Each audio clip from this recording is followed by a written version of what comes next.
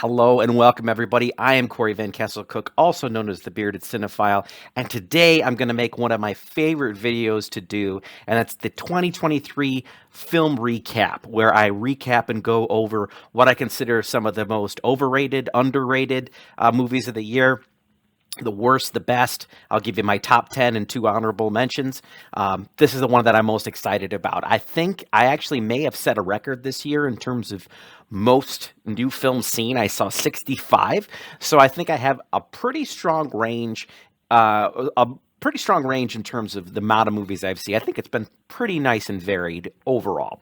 Hold up, asshole. You forgot to mention something. Sorry. One thing I forgot to point out was this. Yes, I have seen 65 movies this year, but obviously, as somebody who is a husband, a father, full-time job, and doesn't do this for a living, haven't been able to see every movie. So you may be wondering, hey, where are some of these hot-button films? Why aren't they on this list? Well, I've got to say, four major ones I haven't seen that could have been part of my list had I seen them are Poor Things, American Fiction, Ferrari, and The Zone of Interest. I just haven't had time to see them, or they haven't released yet in my area. So I just wanted to put that out there as a stipulation regarding this list. Anyway, back to me. So, without further ado, let's go ahead and get started. First off, I'm going to go with my most overrated film of the year, and that is, in fact, Past Lives, directed and written by Celine Song. This is in her debut as both a director and writer, I believe, in this case, starring Greta Lee, Tio Yu, and also John Magro. And I just want to say, this is on a lot of top of people's top 10 lists. A lot of buzz here, possibly going to be for some Oscar nominations and things of that nature. And listen, I'm not going to deny that the direction is pretty strong and that the performances are pretty decent. However, on the whole, it just really didn't work for me. I found it kind of more often than not very slow and meandering and boring. I really wasn't invested in the characters themselves, specifically the main roles played by Greta and Tiao. It was kind of, I never felt their romance, their spark, their chemistry, and it's kind of sad when John Magaro, who in this case is playing the husband of Greta Lee's character, is more interesting than anybody else in the film than the other two romantic leads. So for me, this is the most overrated film of the year. Just really, really didn't work for me in a big way. So my most underrated film of the year has got to be Plane, directed by Jean-Francois Richet and starring Gerard Butler and also Mike Coulter.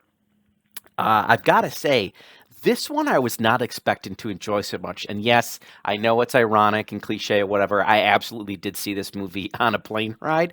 But it's kind of that thriller, throwback thriller that you're not used to, that you don't remember. This is the kind of film that would be made in the mid-90s and be a huge hit.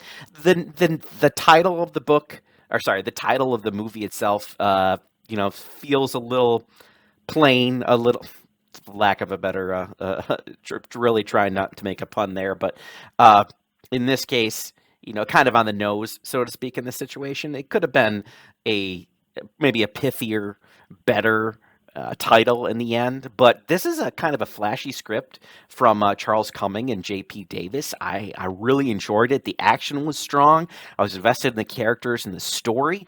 Pretty strong cinematography as well. I just really enjoyed the hell out of this one. I thought it was a lot of fun, and it's my most underrated of the year. So next up is going to be my most disappointing film of the year, and that unfortunately has got to be director Ridley Scott's Napoleon. Now listen, Ridley Scott, in my mind, is one of the great directors of all time, very much so in the last 50 years or so, giving us some amazing works like Alien and Blade Runner, Kingdom of Heaven, Gladiator, the list goes on and on, The Martian.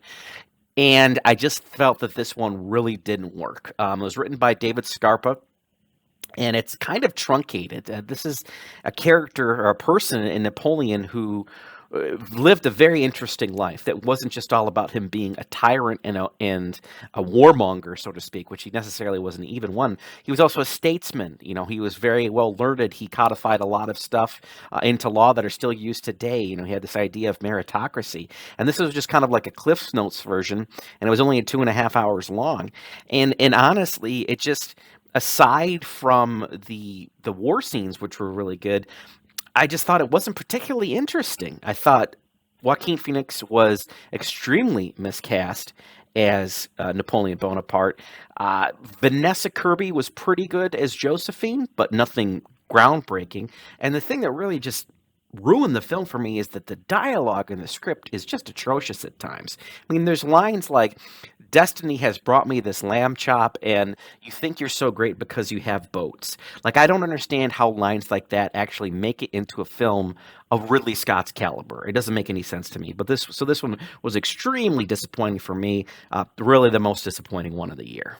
Next up is going to be what I consider the worst film of the year. It was at one point Cocaine Bear, until I sadly happened to see the film Family Switch on Netflix this past month, directed by Mick G. Yeah, that's how far he's fallen. Not that he was a great director to begin with. Starring Jennifer Garner, Ed Helms, Rita Moreno, Oscar winner Rita Moreno, Emma Myers, who is the only person who's actually good in this, and also Brady Noon. It was written by Victoria Strauss and Adam Seatskill, and I got to tell you, this movie is just terrible from start to finish.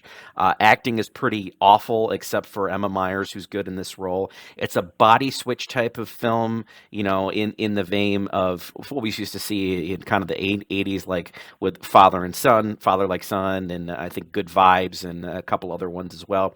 Just didn't come off well at all. It's cloying, it's cliched, it's predictable. I mean, there's one scene at one point where Jennifer Garner's character, where it's the daughter inhabiting Jennifer Garner's body as the adult mom, eats a whole bunch of ice cream, and that triggers her lactose intolerance, and then she farts all over the place at an executive presentation. And this is just a soulless, awful movie, and is a giant wet fart in the wind. It's one of those type of films that I'm just look at this and go, Jennifer Garner is so much better than this. And how many people could the budget of this film fed? Honestly and easily the worst movie that I saw this year. Totally. Now we are starting to move into the honorable mention. So my honorable mention number one is Evil Dead Rise, written and directed by Lee Cronin. Wow, this movie was so good. Just missed getting into my top 10. Really reinvigorated the franchise in my mind. Tons of gore, tons of blood, tons of dead-eyed action, funny, dark, intriguing. I love the fact that they set this sucker in a high rise to give it, outside of the cabin in the woods thing just doesn't happen in this case. And some really phenomenal performances. In this case, Lily Sullivan plays our hero Beth. This strong. Does is somewhat reminiscent of Ash, but gave me a lot of reminders in terms of she's very fleshed out whole character, as is everyone in this particular film. But the one who crushed it 100% is Alyssa Sutherland as Ellie, especially specifically when she becomes a deadite. She is absolutely terrifying, and the fact that she is a struggling mother of three, she's working to pay the bills, she's almost getting evicted, and then all this shit upon shit just piles up, just makes it more devastating. Some of the kills in this are just gave me just ooginess, like the whole swallowing of the glass, the cheese grater scene, just amazingly horrific. Great story. Really loved it. I need one of these every couple of years ago. I can't wait to see where they go with this one next. So that's my first honorable mention, is Evil Dead Rise. My second honorable mention is going to be Mission Impossible Dead Reckoning Part 1, although I believe the Part 1 has been taken off at this point. Directed and written by Christopher McQuarrie, who's done the last couple of these ones, starring, of course, Tom Cruise as the eponymous Ethan Hunt in this case, the agent for the MIF. Also, Haley Atwell, who is amazing as Grace in this. Stunning, sexy, Just uh, ripping an incredible character. We've got Ving Rhames back, Simon Pegg back, Rebecca Ferguson back, wall to wall action, great story. The train stuff is fantastic. The fight choreography, everything is just cooking with grease. I really wish this one would have made more money at the box office. Had a great time with this one. So that's my second honorable mention is Mission Impossible: Dead Reckoning Part One. All right, and now we move into my top 10. In this case, my top 10 films of the year. My first one, number 10, is Air, directed by Ben Affleck and written by Alex Convery, excuse me, starring Matt Damon as Sonny Vaccaro, Ben Affleck as Phil Knight, Chris Messina as David Falk, and Viola Davis as Dolores Jordan. This one was so much fun. Ben Affleck directs the hell out of this thing. A big rebound from Live by Night, which was not the best movie in the world. But it's funny, it's engaging, it's got an amazing script in this case. The monologue at the end by Matt Damon when talking about Michael Jordan and where he's going to be and what the type of character and person and basketball player he's going to be was just fantastic. Some amazing editing, great needle drops from music from the 80s, and Chris Messina is delight as David Falk, Michael Jordan's agent in this case. I feel like if this would have been released later in the year, it'd been getting much more Oscar buzz, but unfortunately it's not. But this one, at the overall though, is delight. So much fun, inspirational kind of underdog story where Nike was kind of at the bottom of the barrel at one point when it comes to shoes, and now look where they are. So fantastic, fantastic film. Can't recommend it enough. On to my number 9, and my number 9 film is my only foreign language film in this category. Unfortunately, it's not Anatomy of a Fall, which I did watch and I really, really liked. Didn't make my list. Have not seen The Zone of Interest yet. Another really great one from what I hear. No, this one is going to be Sisu, a Finnish film set during the Lapland War of World War II. And it's basically just a revenge, bloody, direct bloody mess fighting against Nazis, a one-man wrecking crew in Jorma Tamila, who plays a Tommy Corpy, going against the nemesis in this case of Axel Henny, who is Bruno, that's the name, sorry, that's the name of the actor, playing Bruno, Axel Henny, played by, Bruno Heldorf. It's just so much fun. There's so many cool kills. It was so fun to watch. Not a lot of dialogue in this sucker at all, really, but what's done with with facial expressions and reactions, it's just a delight. It's a mayhem delight. Kind of reminds me of the revenge-o-matic films that you saw during the 1970s. Couldn't get enough of this one. So good. Next up, number 8 is going to be Spider-Man Across the Spider-Verse, directed in this case by Joaquim Dos Santos, Kemp Powers, and Justin Thompson. What more can I say about these Spider-Man films? Into the Spider-Verse was a fantastic, to me, the best Spider-Man movie that was ever made, and Across the Spider-Verse comes in here as a strong contender for maybe number 2 or at least tied with it. It's just these films are so well animated.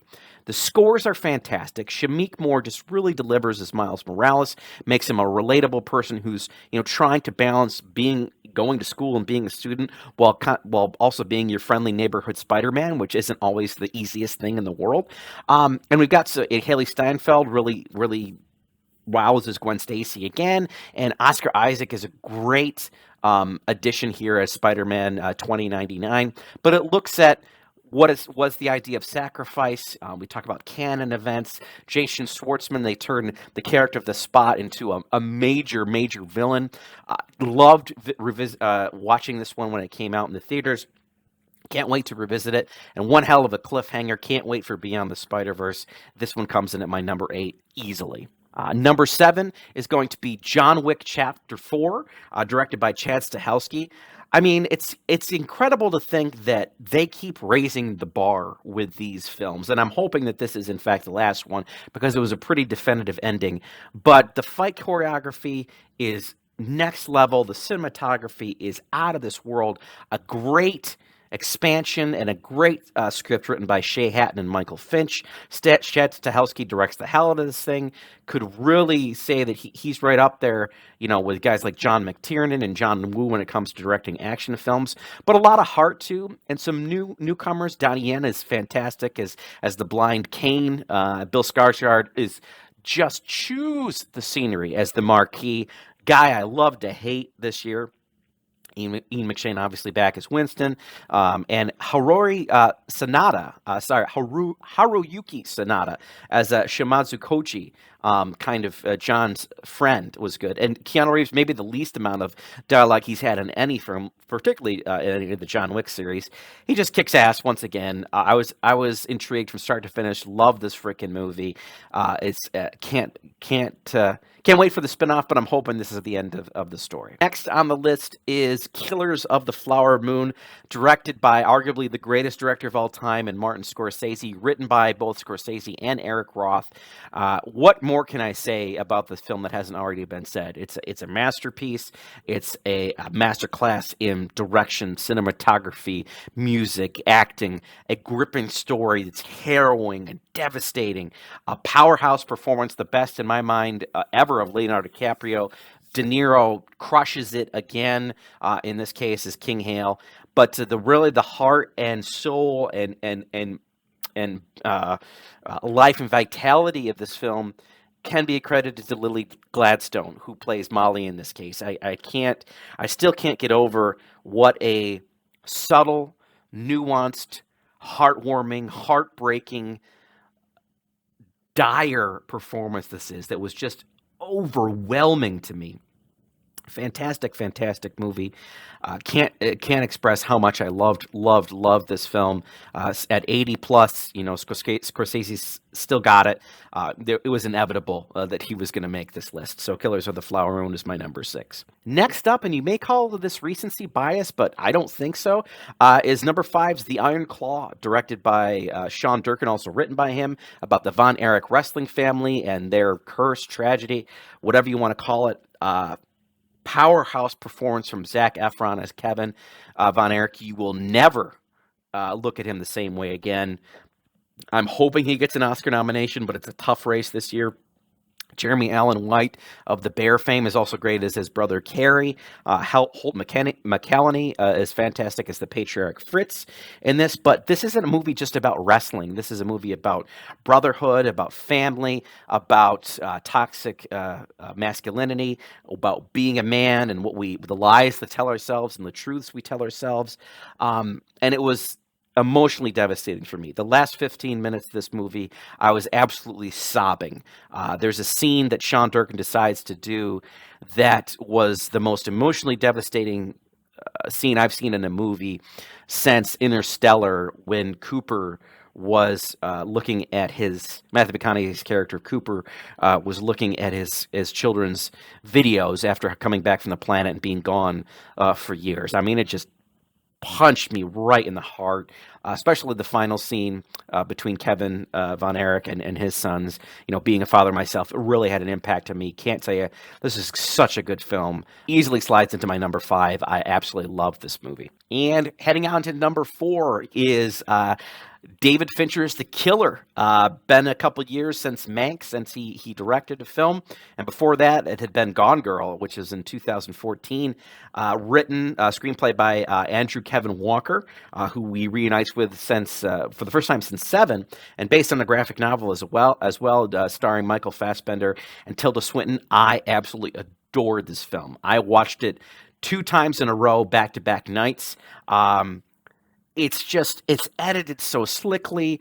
Some great music drops from the Smiths. Michael Fassbender is just compelling as the character of the killer, but also as social commentary on where we're at in this world in terms of our disconnect from other people, our social distancing, things like that. And being kind of a cog in the wheel of the corporate world in some places too. And it's just entertaining as hell. It's a very slow burn, only a few, punctuated by a few action scenes here and there. But it's one of those movies that really, really stayed with me a lot longer than I thought it was going to be. Just an excellent, excellent film from a master who's been doing it for several decades now. Next on the list, we're now to our top 3 is The Holdovers. Directed by Alexander Payne and written by David Hemmingson. starring Paul Giamatti as Paul Hunnam in this case, Divine Joy Randolph as Mary, and also Dominic Sessa, introducing Dominic Sessa as Angus Tully, set in the 1970s at a boarding school, and kind of these misfits coming together, these jaded people. It's a Christmas movie. I think one of the best in years. It's easily going to go into my top five. But it's warm, it's endearing, it's a really big crowd pleaser. It's absolutely hysterical. Uh, you are penis cancer in human form, or you have been and you are and always have been penis cancer in human form, is an insult that's going to live rent free in my head for years. It's so charming. There's some emotionally really some moments that really hit me right here, especially the stuff when it comes to mental illness and the very ending of this film. But it's about teachers and students and friendship and enduring in spite of your pain and grief and loss. And it's shot remarkably well. It's shot exactly like a 70s film in many different ways, even to the point where I thought there's a lot of needle drops in this one that I thought were 70s music, and it was not. But overall, a fantastic film. In another year, I think Paul Giamatti might get the best Oscar actor category for this one. But as it is, an outstanding performance, funny, heartwarming, endearing, captivating. I loved this movie. All right, time for my number two, and this one might be surprising and a little divisive to people out there, but if you followed my channel for any length of time, it's probably not that surprising. My number two is Indiana Jones and the Dial of Destiny. Yes, the fifth and final installment of the Indiana Jones franchise, directed by James Mangold and written by Jez and John Henry Butterworth, as well as David Koepp. Harrison Ford back as the titular archaeologist, whip-cracking hero. Man, Indiana Jones is my favorite franchise. It's my favorite character of all time. Raiders of the Lost Ark is my favorite movie. And I was just so happy to see this guy back in action. The opening 15 minutes of this film, I'll put right up there with anything I've seen the rest of this year. To see Indy back in action in 1944, punching and fighting Nazis was great. And just to see how it went from there, there were some, the practical effects and Mads Mikkelsen coming in as Jurgen Voller, a great Nazi villain, and where they went with the actual Dial of Destiny, or Archimedes Dial, as they call it, and the time travel element of that. Seeing Sala or John Rhys Davies back as Sala, and Toby Jones showing up as the new Basil was so good, and Phoebe Waller-Bridge is so amazing as Helena, right up there as right up there in terms of sidekicks that Indy's had in the past. She's almost a co-lead in a lot of different eras, but had that great indie charm, hit you in the feels because there was some depth and nuance to the character who's kind of been ravaged by time a little bit at this point, and what's his place in a world that seems to no longer need heroes like Indiana Jones, and is your story over because you're older? How does that work? Love this movie. I saw it 3 times. It's one of those ones that I could watch this on any given day, I think, and it's become my third favorite Indiana Jones movie, honestly, behind The Last Crusade and Raiders of the Lost Ark. But I loved this movie. I was so happy that it went out on a high note. I know not everybody agreed, but for me, it's easily my number 2 movie of the year. And finally, in any other year, Indiana Jones and the Dial of Destiny probably would have been my number 1 movie of the year. But then you got to throw in the Christopher Nolan factor, and that's why number 1 to me, as it may be no surprise to anyone, is Oppenheimer, directed by Christopher Nolan in this case, written by him as well. Amazing score by Ludwig Göransson, which I've listened to seemingly nonstop for months now. Cinematography by Hoyt van Hoytema is second to none, and just thrilling performances from start to finish, with Cillian Murphy just falling into the role of J. Robert Oppenheimer as there's this development of the atomic bomb. Robert Downey Jr. absolutely blowing me away as Louis Strauss. Just, you forget about Tony Stark within 5 seconds. To me, he's probably the front runner for Best Supporting Actor. I hope he wins it.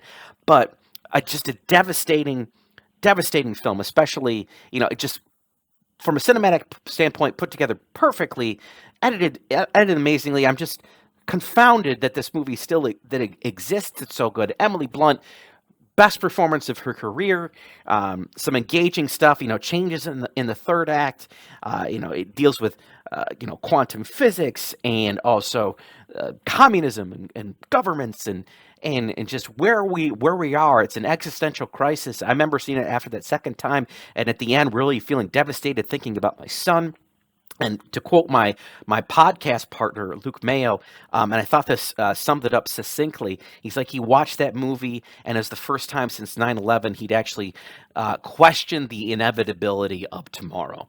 But overall, this is easily Christopher Nolan's best film in his career. It's not my favorite of his, but it's the one that's going to stick with me the longest. Again, I've seen this 3 times. I could watch it at any single time, and that's why Oppenheimer is far and away easily my number one film on the year. All right, everybody, that's it. That's my 2023 year in review for films. Loved doing this video. Hit me up in the comments below. Tell me, what are your top 10 films of the year? Do you disagree with my list? What's your list out there? Looking forward to some great films coming out in 2024. I am Corey Van Castle Cook, also known as the Bearded Cinema File, and I will see everybody next time.